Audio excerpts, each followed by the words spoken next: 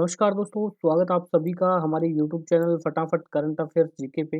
दोस्तों, आज की इस वीडियो में हम डिस्कस करने वाले हैं 11 अक्टूबर के जितने भी करंट अफेयर्स के क्वेश्चन हैं वो सभी इस वीडियो में हम कवर करेंगे और साथ ही जानेंगे उससे रिलेटेड जो भी एक्स्ट्रा फैक्ट होगा वो। तो प्लीज़ आप वीडियो के साथ अंत तक जरूर बने रहिए और अगर आपने मेरे चैनल को अभी तक सब्सक्राइब नहीं किया तो प्लीज़ चैनल को फटाफट सब्सक्राइब कर लीजिए। तो दोस्तों, आज का हम वीडियो स्टार्ट करते हैं। आज का हमारा पहला नंबर क्वेश्चन है, 2025 का साहित्य का नोबेल पुरस्कार किसे दिया गया है? तो लिटरेचर में जो नोबेल प्राइज मिला है 2025 में वो मिला है लास्टिलो क्रोनहोरकाई को। तो ऑप्शन नंबर 3 यहाँ पे राइट होगा, लास्टिलो क्रोनहोरकाई। बात करें नोबेल प्राइज 2025 के बारे में, तो नोबेल प्राइज 2025 लिटरेचर में किसे दिया गया है? लास्टिलो क्रोनहोरकाई को। कहाँ से है ये? हंगरी से।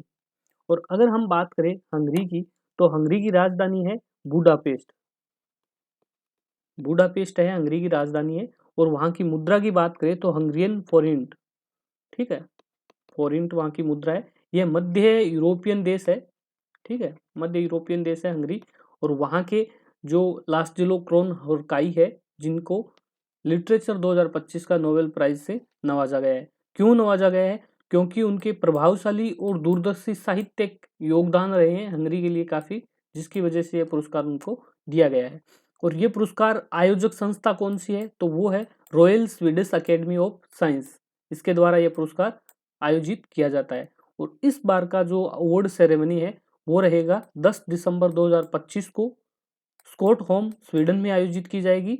क्या अवसर रहेगा? अल्फ्रेड नोबेल की पुण्यतिथि के अवसर पर यह पुरस्कार दिया जाएगा। बात करते हैं अल्फ्रेड नोबेल की। ये कौन है? तो अल्फ्रेड नोबेल है, ये नोबेल प्राइज की स्थापना की थी, ठीक है।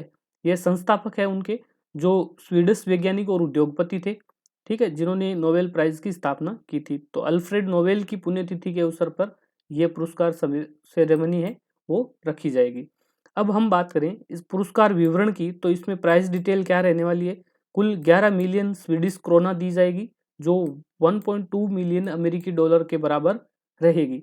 साथ में स्वर्ण पदक और व्यक्तिगत डिप्लोमा और नगद राशि भी भेंट की जाती है इस पुरस्कार के अंदर।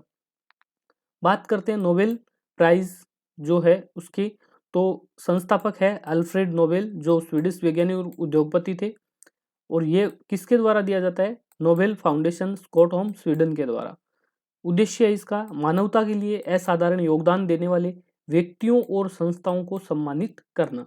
और ये टोटल 6 श्रेणियों में पुरस्कार दिया जाता है। कौन कौन सी है?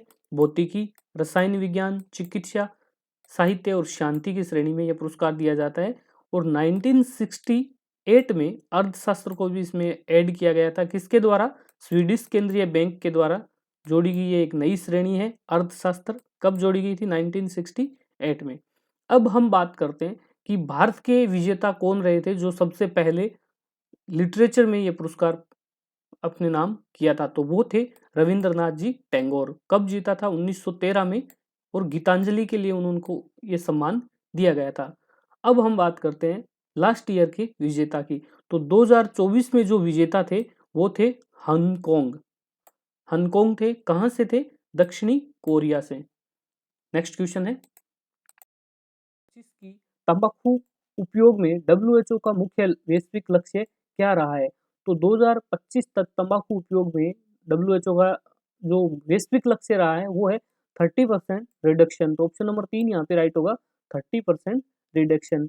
और ये डब्ल्यूएचओ ने अपनी एक रिपोर्ट में दिया गया है और उस रिपोर्ट का नाम है WHO global report on trends in prevalence of tobacco use 2000 to 2024 and projection 2025 to 30।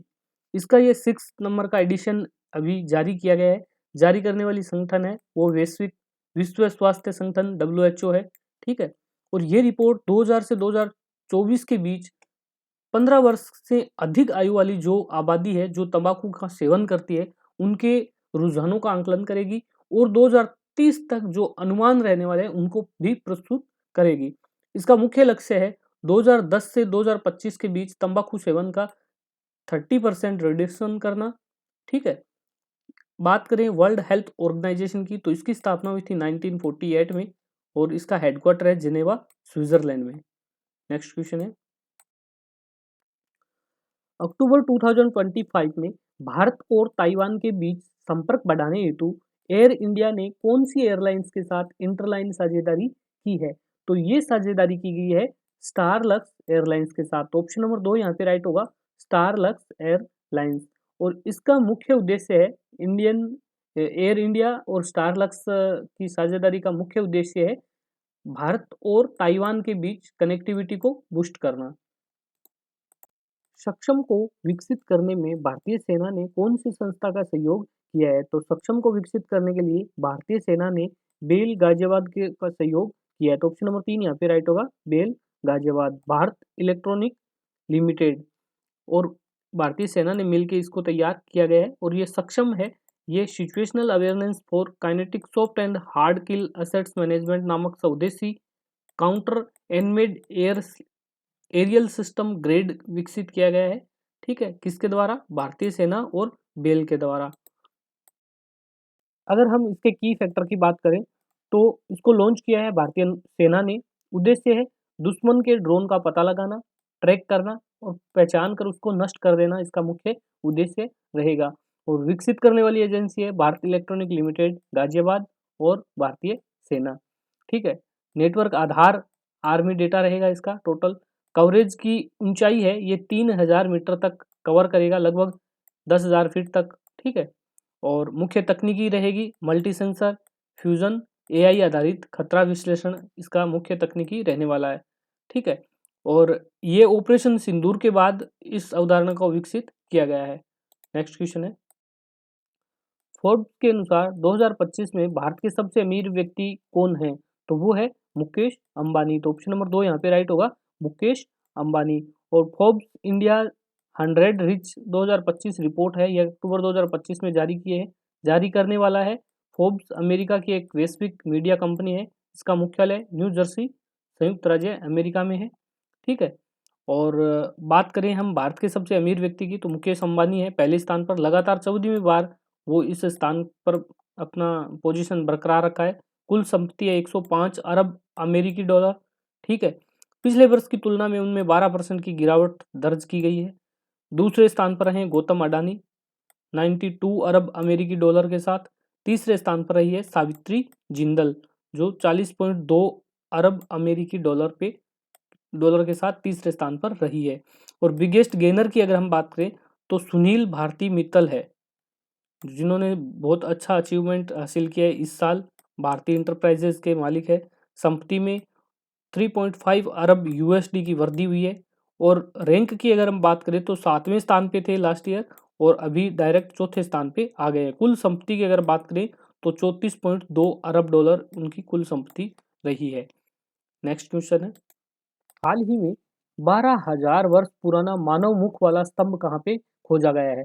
तो वो खोजा गया है कारा हानतेप में। तो ऑप्शन नंबर 2 यहाँ पे राइट होगा, कारा हानतेप पे। ठीक है, और ये कारा हानतेप पे है, ये कहाँ पे है? ये है तुर्की में। ठीक है, दक्षिणी प्रांत है तुर्की का, वहां पे इसको खोजा गया है।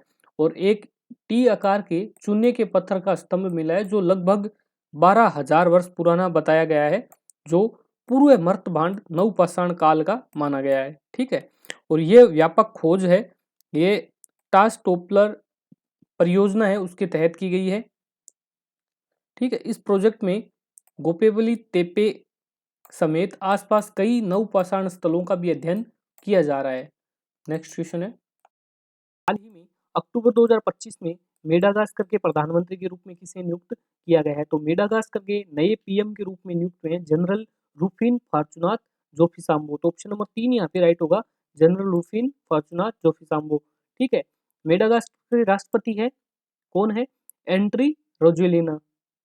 एंड्री रोजेलिना वहाँ की राष्ट्रपति है जिन्होंने प्रधानमंत्री की शपथ दिलाई है। किसको दिलाई है? वो है जनरल रूफिन फॉर्चुनात जोफिसाम्बो। ठीक है, और अगर हम बात करें पूर्व पीएम की तो वो है क्रिश्चियन एंटेसे जो 2018 से इस पद पे थे। ठीक है, उनका कार्यकाल उस समय समाप्त हो गया जब मेडागास्कर में बिजली कटौती और जल संकट के कारण बढ़ती नाराजगी के बीच सरकार को हटाया गया था। ठीक है, उसके बाद अभी नए जो राष्ट्रपति ने नए पीएम को नियुक्त किया है वो है जनरल रूफिन फॉर्चुनात जोफिसाम्बो। ठीक है, बात करें हम कैपिटल की तो एंटारिन्यूवो वहाँ की कैपिटल है। करेंसी है मेलागासी एरियारी। ठीक है, नेक्स्ट क्वेश्चन है मिसेज यूनिवर्स 2025 का ताज किसने जीता है? तो मिसेज यूनिवर्स का ताज जीता है शेरी सिंह ने। तो ऑप्शन नंबर 2 यहाँ पे राइट होगा, शेरी सिंह। और ये भारत से है शेरी सिंह, जिसने मिसेज यूनिवर्स 2025 का खिताब जीता है। और इसका आयोजन हुआ था अकोडा मनीला फिलीपींस में। ठीक है, इस बार इसका 48वां संस्करण आयोजित किया गया था और जिसकी विजेता रही है शेरी सिंह, जो भारत से है। उपलब्धि की अगर हम बात करें तो भारत ने पहली बार मिसेज यूनिवर्स का खिताब जीता है। ठीक है, और इसकी जो थीम रही है वो प्रमुख थीम यह थी महिलाओं का सशक्तिकरण, ठीक है, मानसिक स्वास्थ्य जागरूकता। नेक्स्ट क्वेश्चन है विश्व डाक दिवस वर्ल्ड पोस्ट डे ये हर साल कब मनाया जाता है? तो ये हर साल मनाया जाता है 9 अक्टूबर को। तो ऑप्शन नंबर 2 यहाँ पे राइट होगा, 9 अक्टूबर। और विश्व डाक दिवस है ये वर्ल्ड पोस्ट डे है, यह इसका उद्देश्य है यूनिवर्सल पोस्टल यूनियन की स्थापना की वर्षगांठ को मनाना।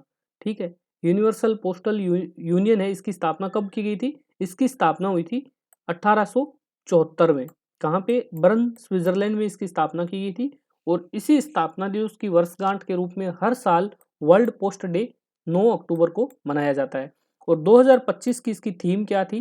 Post for people, local service, global reach. इस वर्ष थीम में डाक सेवाओं की एक महत्वपूर्ण सार्वजनिक सेवा के रूप में उजागर किया गया है, जो समुदायों में गहराई से जुड़ी और लोगों द्वारा संचालित की जाएगी। ठीक है, बात करें इसकी बैकग्राउंड हिस्ट्री की तो 1969 में सिफारिश की थी टोक्यो जापान में यूपीयू कांग्रेस के प्रस्ताव के बाद हर साल 9 अक्टूबर को यूपीयू के स्थापना दिवस के उपलक्ष्य में इसको मनाया जाता है। 1984 में इसका नाम परिवर्तन करके हेनबर्ग जर्मनी में जो यूपीयू की कांग्रेस की बैठक हुई थी उसमें इसका नाम चेंज करके वर्ल्ड पोस्ट डे के नाम कर दिया गया था। नेक्स्ट क्वेश्चन, अभी बात करते हैं अक्टूबर 2025 के जो इम्पोर्टेंट डेज है उनके बारे में। तो 1 अक्टूबर है, उस दिन मनाया जाता है इंटरनेशनल कॉफ़ी डे और अंतर्राष्ट्रीय वृद्धजन दिवस 1 अक्टूबर को मनाया जाता है। 2 अक्टूबर को गांधी जयंती, 4 अक्टूबर को वर्ल्ड एनिमल डे विश्व पशु दिवस के रूप में मनाया जाता है और 5 अक्टूबर को मनाया जाता है विश्व शिक्षक दिवस और 5 सितंबर को मनाया जाता है 5 सितंबर को राष्ट्रीय शिक्षक दिवस के रूप में मनाया जाता है। 6 अक्टूबर को मनाया जाता है विश्व आवास दिवस और 7 अक्टूबर को वर्ल्ड कॉटन डे के रूप में मनाया जाता है। तो दोस्तों आज का वीडियो हमारा यहीं पे समाप्त होता है। आपको वीडियो कैसा लगा प्लीज़ कमेंट बॉक्स में ज़रूर बताएं और अगर आपने मेरे चैनल को अभी तक सब्सक्राइब नहीं किया तो प्लीज़ चैनल को फटाफट सब्सक्राइब कर लीजिए। धन्यवाद।